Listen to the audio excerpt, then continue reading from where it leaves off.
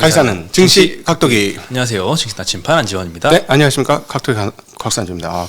끝없는 하락이네요. 거의 뭐 그나마 이거는 하락이 아니라고 볼 수 있나? 한두 종목 올라가지고 플러스하는데. 오늘 진짜 증시가 변동성이 엄청 크더라고요. 네, 아침은 뭐 어제 하락 때문인지 크게 올랐다가 싹싹 다 빼먹고 끝났어요. 네. 마이너스 전환했다가 다시 네. 플러스 전환했다가 왔다 갔다 엄청 했습니다. 네. 뭐 종목별로 하이닉스가 변동성이 엄청나게 크게 움직였어요. 네, 하이닉스가 많이 올랐죠. 지수 상승의 1등 역할을 했습니다. 네, 결국 종가로는 4%나 끝나서 4%나 올라서 끝나더라고요. 이게 아니었으면 마이너스야 오늘. 네, 오늘 HBM 관련주들이 다 같이 좋았는데 그 장비 대장 역할을 했던 한미반도체가 오늘 실적이 나왔습니다. 네. 굉장히 어닝 서프라이즈가 나오면서 HBM 관련주들 좀 상승에 좋은 영향을 줬던 것 같습니다. 그리고 저기 잠깐 또 말씀드리겠지만 저희가 밴드나 무슨 종목 토론 대화방이나 뭐 무슨 텔레방이나 이런 거 절대 안 하거든요. 그거 전부 사기꾼들이거든요. 제발 신고 좀 해주세요. 제 이름을 예전에도 말씀드렸는데 이게 이제 저희를 꾸준히 보신 분들은 괜찮은데 띄엄띄엄 보신 분들은 저희가 뭘 해주는 줄 알아요. 절대 아닙니다. 그거 전부 사기꾼이니까 제발 경찰에 좀 신고 좀 해주시는 게 저희 도와주시는 일이다. 예, 그냥 뜨면 신고 좀 해주세요. 제발. 예, 그걸 실제로 피해보는 사람들이 생기기 시작했습니다. 저번에 그 곽상준 이사를 사칭해가지고 이렇게 텔레그램 방 이렇게 만든 거 이렇게 보여드렸었는데 그때 피해자분들이 좀 계속 속출하고 있고 또 하나는 이제 다른 내용이에요. 신한자산운용에서 SH알파라는 앱을 만들어서 그 링크로 접속을 해서 뭐 투자를 하라. 거기로 투자금 입금해서 뭐 이런 얘기가 도는데 신한자산운용은 그런 공식 앱이 없다고 합니다. 그래서 그런 거 속지 마시고 SH알파는 또 신한알파라는 앱이 있잖아요. 그거 아주 비슷하게 만든 것 같은데 하여튼 앱 가는 거는 누가 주는 링크로 들어가면 안 되고 직접 플레이스토어에서 이렇게 필요한 앱만 깔아서 하셔야죠. 혹시나 피해를 보신 분 있으면 꼭 경찰에 이게 피해 보한 게 있어야 경찰에 신고하는 게 유효하대요. 저는 이제 증거를 모으고 있었는데 제 대화방을 폭파시켜 버렸잖아. 저희 방송을 보고 있어요. 걔네들이. 아니 나쁜 놈들이 아주 쌍놈아 그만 좀 해. 씨. 진짜 얼마나 좋겠나 아주. 죄송합니다. 아주 원초적인 욕을 그렇게 하시죠. 나 진짜 너무 열받아. 지금 감히 걔네들 때문에 우리 방송이 없어질 수도 있어요. 잘못하면. 회사 입장에서 무슨 생각을 하겠습니까? 니들이 그런 거 하니까 그렇게 되지. 너희 방송하지 마. 이렇게 될 수도 있는 거 아니에요? 그거는 그럴 수 있어요. 방법이 좀. 회사 입장에서 그렇지. 야 괜히 너가 조용히 가만히 있으면 되는 거를 깝죽깝죽 돌아다니니까 그런 게 생기는 거 아니야. 아무것도 하지 마. 이렇게 할 수도 있는 거 아니에요? 그러니까 제발 좀 그런 거 좀 신고 좀 해주세요. 부탁드리겠습니다. 네, 오늘 전기전자 업종이 그래도 제일 상승을 많이 했습니다. 하이닉스가 그래도 제일 영향을 많이 줬던 것 같고요. 오늘 삼성전자는 1% 올랐는데 갤럭시 S24 요거 공개를 했죠. 첫 AI 스마트폰이라고 불리는데요. 여러 활용할 만한 기능들이 많더라고요. 한번 보여드리면 통화 중에 실시간으로 외국인과 좀 통역을 해주는 거 그리고 메시지도 가능하다고 합니다. 메시지로도 이렇게 한글로 쓰면은 다른 나라 언어로 이렇게 번역이 자동으로 실시간으로 되고 글이나 메모 자동 요약하는 거 녹음 파일을 자동으로 요약해서 정리해 주는 거 AI 사진 편지 등등 여러 가지 기능이 좀 많긴 하고요. 또 하나 저는 좀 의문이 있었던 게 이렇게 AI 서비스가 돈도 많이 든다고 하잖아요. 근데 이거를 일정 기간 후에 유료 전환하는 게 아닌가 이런 의구심도 좀 들긴 했는데 여기에 대해서 이 노태문 사장이 공개하면서 유료 전환을 초기에는 검토하고 있지 않다라고 확실하게 좀 언급을 했습니다. 지금 저렇게 하는 거는 저건 돈 크게 많이 안 드는 거지. 저거는 그러니까는 실시간 번역 그다음 통화 번역 이런 거는 저게 잘 돌아가면 되는 거니까. 예를 들어 거대 언어 모델처럼 뭔가를 많이 데이터를 불러오면 거기에 따른 서버라든가 서버를 돌리는 비용이라든가 이런 게 드니 저거까지는 지금 나온 거가 전부라면 그렇게 많이 안 들 것 같은데요. 근데 이제 여기서 나중에는 수익 창출을 위해서 조금 요금제 개편이나 이런 게 있지 않을까 이런 생각도 좀 들긴 합니다. 그리고 점점 서비스가 붙겠죠. 더 좋은 서비스들이. 그건 의문이네요. 차라리 그냥 GPT나 이런 애들이 서비스를 팔지 않을까요? 지금처럼. 앱을 통해서. 그게 더 더 가까워 보이네요. 네. 그리고 이제 저는 좀 반가웠던 소식이 네. S24를 AI 저게 좀 유용할 만한 서비스가 많으면 저걸 바꾸고 싶다라는 생각이 들었는데 네. 저는 S23 버전을 쓰거든요. 네네. 거기에도 근데 소프트웨어 이 OS 업그레이드를 해서 AI를 좀 쓸 수 있게 활용을 해준다고 하고 S24 신모델에서 쓰는 거에 한 80에서 90% 정도 기능은 활용할 수 있게 해준다고 하니까 네. 저는 굳이 이제 바꿀 생각이 좀 사라졌습니다. 아니 저거야 뭐 다 기존에 있는 그 가지고 넣었던 하드웨어나 이런 것들을 중심으로 할 수 있는 거니까 충분히 그건 뭐 당연히 그렇게 하는 게 맞을 것 같은데 바꾸시죠 왜? 내가 물량을 소화해드릴 테니까. 그 필요하신 거는 중고로 그냥 폰 하나 사세요. 네. 네. 네. 그리고 뭐 교체 수요가 좀 기대가 되고 이제 예전 모델들은 잘 팔렸었는데 이게 점점 이제 판매량이 좀 줄어들었잖아요. 네. S 시리즈의 연간 판매량이 2013년에 저렇게 7천만 대 피크를 찍고 쭉 떨어지다가 21년도 이후부터 조금 반등하는데 다시 2016년 수준? 거기까지는 좀 회복이 될 걸로 보입니다. 바로 전 시리즈 대비해서도 한 10% 이상 판매량이 좀 올라가는 거를 목표로 좀 세우고 있다고 하고요. 그리고 또 하나는 이제 S24는 드디어 엑시노스가 탑재가 됩니다. 엑시노스는 저번에 이 S22 시리즈에 엑시노스 2200을 탑재했다가 발열 문제 발생하면서 아주 이미지가 좀 안 좋아졌는데 이번에는 노태문 사장이 이 파트너들과 함께 검증을 해서 안정성이 충분히 올라왔다고 굉장히 자신하는 모습을 보였거든요. 그래서 이번에는 엑시노스 2400 이 모델이 기본 모델과 플러스 모델에 탑재가 되고 울트라 모델은 전부 다 이제 퀄컴의 스냅드래곤이 탑재가 될 예정입니다. 네. 잘 되길 바랍니다. 예, 불안하긴 하네. 그렇죠. 이번 4분기에 이 삼성전자의 어닝 쇼크의 원인이 비메모리 사업부에 있었잖아요. 네. 이쪽이 참 잘 돼야지 예전에 21년도처럼 이렇게 10만 전자를 다시 기대할 수 있겠는데 이쪽에서 이번에는 좀 발열 문제 이런 거 없이 뭐 스냅드래곤과 거의 뭐 유사한 성능을 좀 보여줬으면 좋겠습니다. 네. 네, 그리고 이제 반도체 관련해서 좀 이런저런 의견들이 좀 많은데요. 오늘은 다울투자증권에서 굉장히 좀 좋게 전망을 했습니다. 25년도까지는 가격 상승의 빅사이클이 이어질 것이다 라고 보고 있는데요. 일단 하이닉스를 올해 최선호주로 선정은 했습니다. 1월 25일 날 하이닉스의 실적 발표가 예정인데 이때 봐야 될 거는 디램에 이어서 낸드도 업황 바닥을 확인을 할지 요거를 확인하는 게 좀 변수다라고 지적을 했습니다. 낸드의 회복이 만약에 이번에 확인이 된다면 이거는 이제 일회성이 아닌 추세의 시작일 가능성이 높다. 그리고 주가에도 긍정적일 것이다 라고 언급을 했고요. HBM3E 이 버전은 24년도 1분기 올해죠. 올해 말부터 출하할 예정이다라고 합니다. 산업 내 침투율이 HBM3E가 이제 50%를 돌파하는 구간이 아마 하반기쯤 나올 것 같다라고 하면서 네. 여전히 하이닉스가 그 시장 점유율을 선점을 하면서 ASP 상승으로 이어질 것이다라고 좋게 전망하고 있습니다. 혹시 한번 선두로 나가니까 계속해서 좀 고마진을 오랫동안 누리고 있는 모습인 것 같아요. 아니 후발주자가 아직 준비가 안 돼서 그래요. 삼성이 준비는 되겠지만 아직 조금 더 시간이 걸릴 것 같고요. 그때까지는 뭐 여기는 검증까지도 여러 번 마친 거가 되잖아요. 네. 이전 버전하고. 그러니까 뭐 당연히 앞서갈 수밖에 없다. 예. 그리고 또 한간에 좀 우려가 되는 게 24년도 말쯤엔 좀 수요가 꺾이지 않을까 이런 생각들을 하는데 AI PC와 교체 수요 등으로 인해서 24년도 하반기부터 2025년도까지 이 수요 서프라이즈가 나올 것이다라고 전망을 하고 있습니다. 그래서 현재는 이제 가격 상승이 이어지는 빅사이클의 초입이다라고 지적을 하고 있습니다. 네. 네, 단어 선정이 조금 공격적이긴 합니다. 빅사이클이라는 거에 좀 안 좋은 아니 기억들이 좀 있죠. HBM은 그럴 수 있을 것 같아요. 전체 D램은 잘 모르겠고 HBM은 네. 네, 어쨌든 뭐 HBM 포함해서 D램이 다 좋아야죠. 네, 그런데 잘 모르겠어. 다른 쪽은 아직까지. 네. 네, 그리고 한미반도체가 4분기 실적 발표를 장중에 했습니다. 매출이 520억 나왔는데요. 컨센이 420억이라서 100억 초과했고요. 영업이익은 180억 나왔습니다. 컨센이 한 90억이었는데 2배를 했습니다. 네. 네, 예상보다 굉장히 좀 좋은 모습 보여주고 있습니다. 30% 정도 수준이 넘는 영업이익이니까 이게 얼마나 많이 남는 장사인지 알 수 있죠. 네. 네, 그 반도체 그 불황기를 넘어서면서 이 CR 압력이 굉장히 커지고 있다는 보도가 어제 좀 나왔거든요. 그래서 네. 뭐 일반적인 뭐 전공정, 후공정 가리지 않고 부품 업체들이 이 코스트 리덕션, 삼성전자와 하이닉스의 이 마진 후려치기 때문에 좀 물량을 더 많이 주지도 않고 단가만 많이 인하를 해서 요 타격을 좀 심하게 받고 있다. 내부적으로는 거의 뭐 비상사태 수준이다. 이런 보도도 좀 많이 있었는데요. 벤더마다 이렇게 상황이 천차만별인 것 같아요. 근데 뭐 여기는 뭐 다른 데가 제대로 못 만드니까. 그렇죠. 거의 뭐 독주하다 보니까 이게 네. 고마지를. 제발 좀 줘 이러는 분위기잖아요. 네. 네. 다르죠 상황이 딴 데하고는.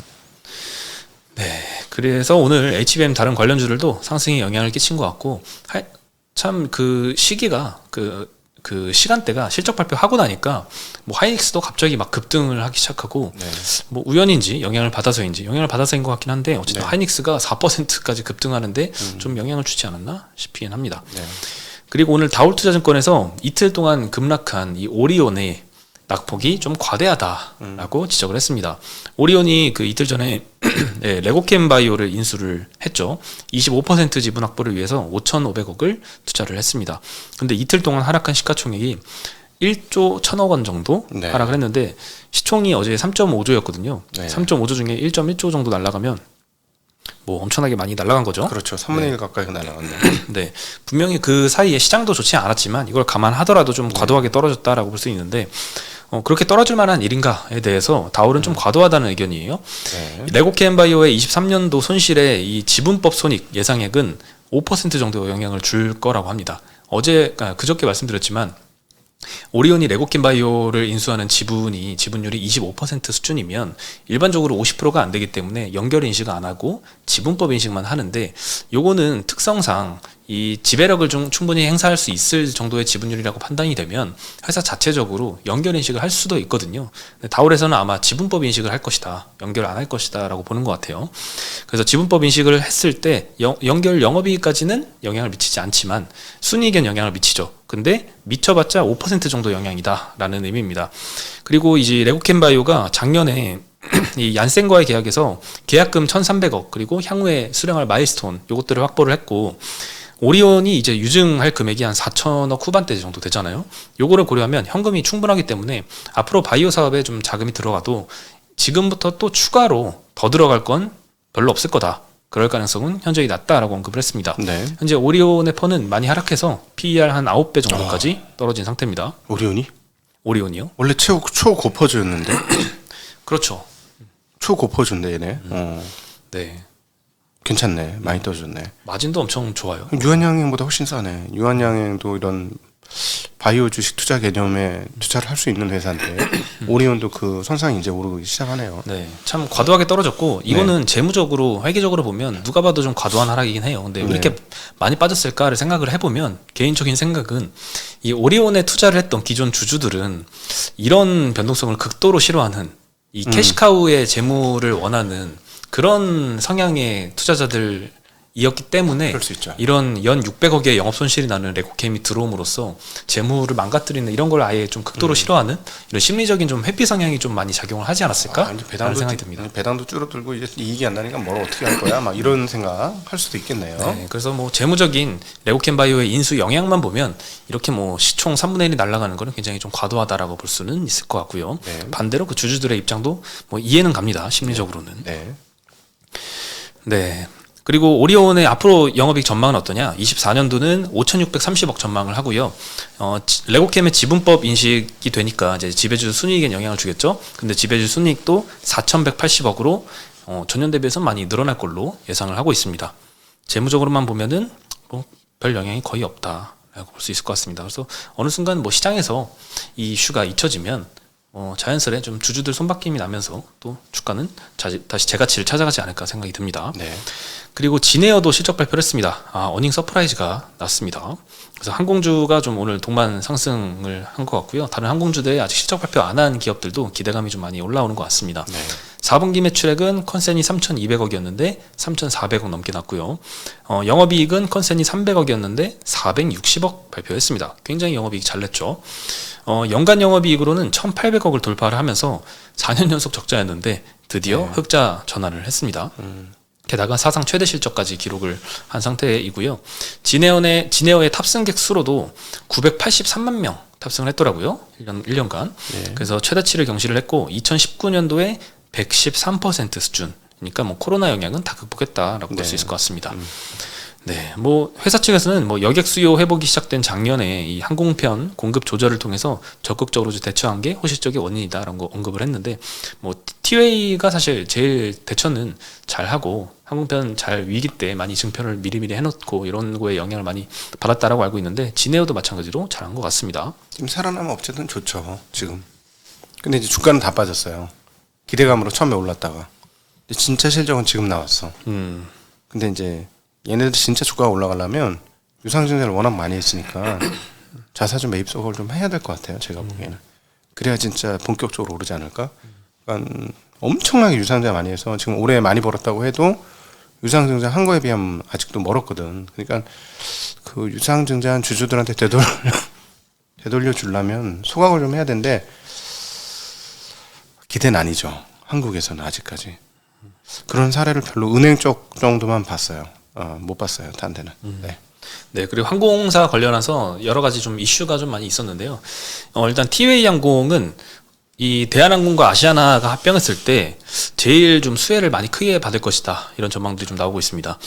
이 아시아나가 합병하면 이제 유럽 노선의 운수권을 티웨이가 좀 이관을 받을 것이다. 예상으로는 한 21개에서 23개 정도의 슬롯을 받을 걸로 하이투자증권에서는 전망을 하고 있고요.